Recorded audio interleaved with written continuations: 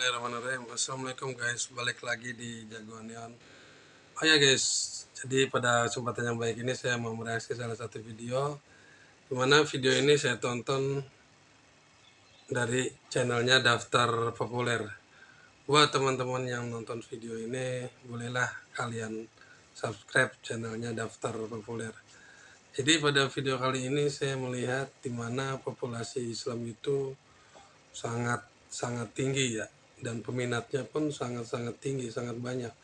Dari tahun 2010 kemarin hingga 2020 itu memang penganutnya bertambah dan terus bertambah di Eropa, di Amerika, banyaklah pokoknya di negara-negara lain pun. Yuk kita tonton langsung aja seperti apa video lengkapnya.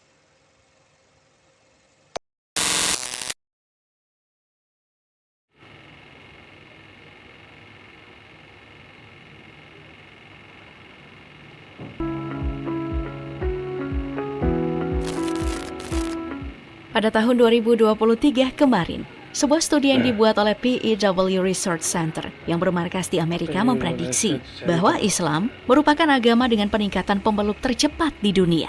Studi ini menjadi menarik karena bisa mengubah demografi Indonesia berdasarkan agama yang dipeluk semua orang. Dari data yang dirilis Statista pada 2022 kemarin, diketahui kalau agama Islam menduduki peringkat 2 secara jumlah penganut. Di peringkat 1 ada Kristen, peringkat ketiga ada Hindu, dan peringkat keempat ada kelompok orang yang tidak menganut agama apapun. Nah, melihat hasil studi itu tentu menarik untuk menyelami fakta tentang riset tersebut. Mulai dari negara yang mengalami pertumbuhan muslim tercepat di dunia, hingga kenapa muslim bisa tumbuh begitu cepat. Mari kita mulai dengan membahas negara mana saja yang mengalami pertumbuhan muslim tercepat di dunia. Berdasarkan studi yang dilakukan oleh PEW Research Center, ada 4 negara yang diproyeksikan akan mengalami pertumbuhan muslim tercepat dalam kurun waktu 2010 silam hingga 2030 mendatang.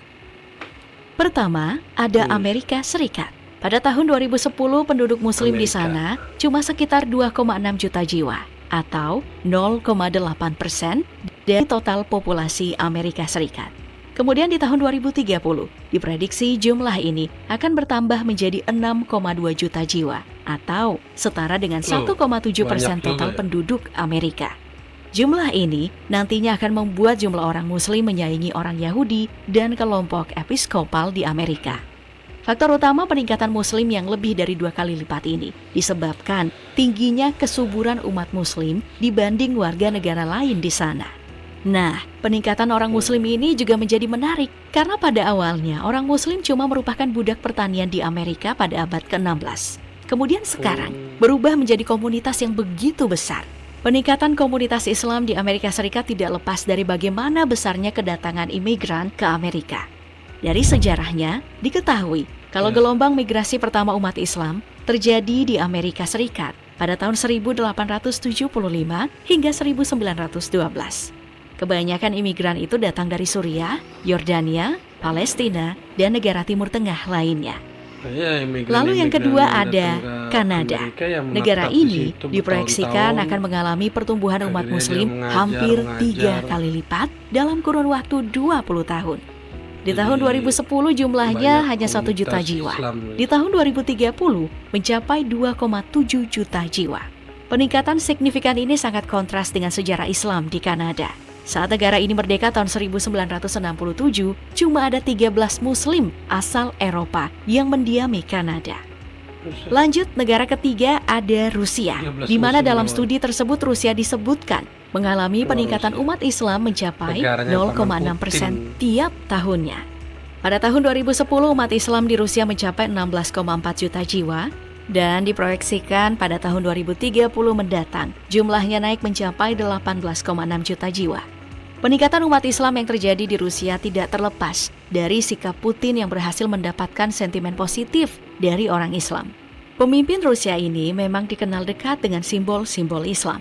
mulai dari sering mengutip Al-Quran dalam pidatonya, Padahal kemudian setahu menyindir saya Swedia negara karena Rusia mengizinkan itu pembakaran kitab suci, negara hingga yang paling komunis ya, kontroversial adalah tapi keberpihakannya pada Hamas Palestina. membebaskan warganya Padahal untuk kita semua menganut tahu kalau Hamas pada agamanya, 2023 kepercayaannya ini masing-masing. banyak dicap sebagai organisasi Salut teroris buat berbahaya. Bapak Putin. Selain sentimen positif yang ditimbulkan oleh Putin, umat Islam juga nyaman di Rusia karena sudah mendapatkan pengakuan sebagai agama tradisional Rusia.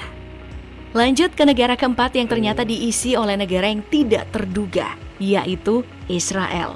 Dalam kurun waktu 40 tahun, peningkatan umat Islam di negara Zionis ini memang sangat besar. Tahun 1990, jumlahnya cuma mencapai 600.000 jiwa, atau 14% dari jumlah populasinya. Kemudian, tahun 2010 meningkat menjadi 1,3 juta jiwa, atau mencakup 17,7% populasi Israel. Nah, di tahun 2023 mendatang, jumlah ini diproyeksikan tembus mencapai 2,5 juta jiwa atau mendapat porsi hingga 23% dari jumlah populasi Israel.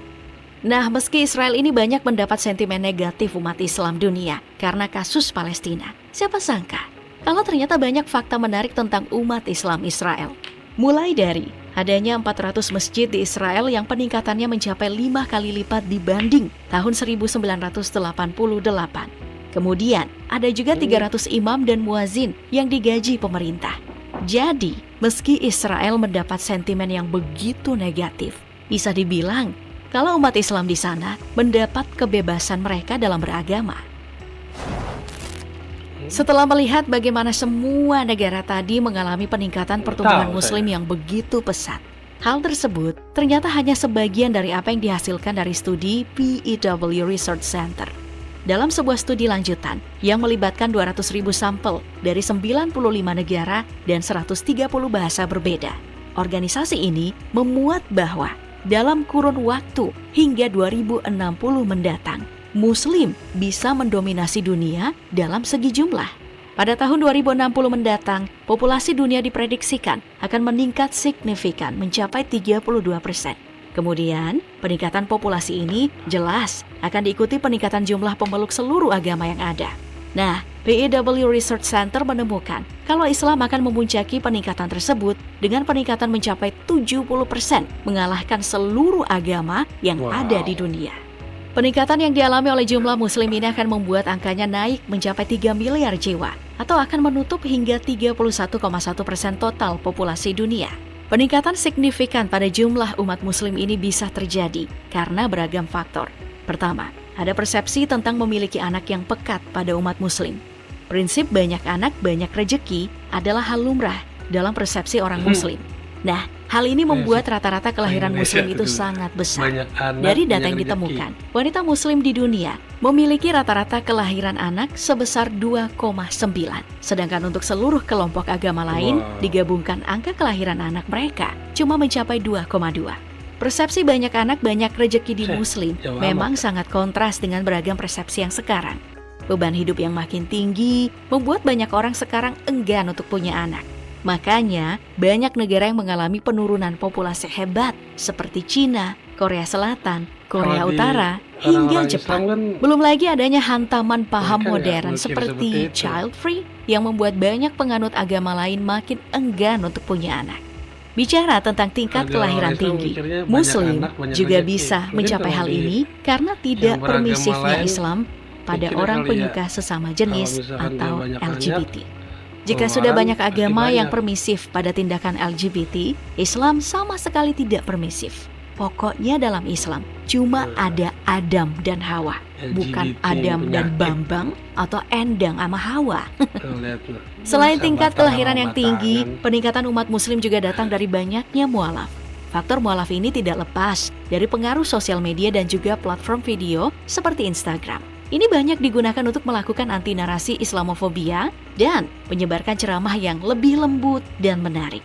Di dunia internasional ada Syekh Hasim Al-Hakim yang punya respon mind-blowing. Kemudian untuk di Indonesia sendiri, ada ulama seperti Habib Fajar yang pendekatannya memang ke anak muda dalam ceramahnya.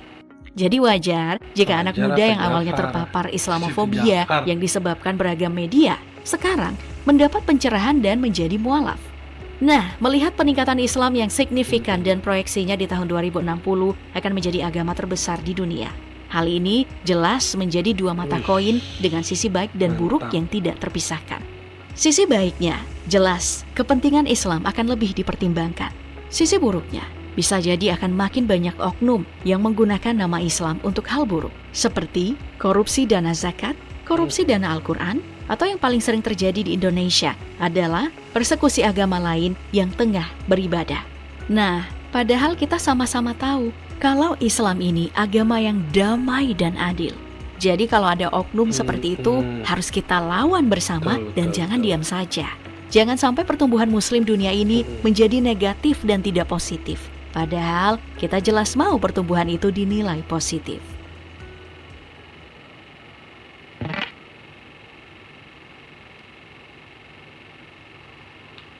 Oke guys, jadi itu ya.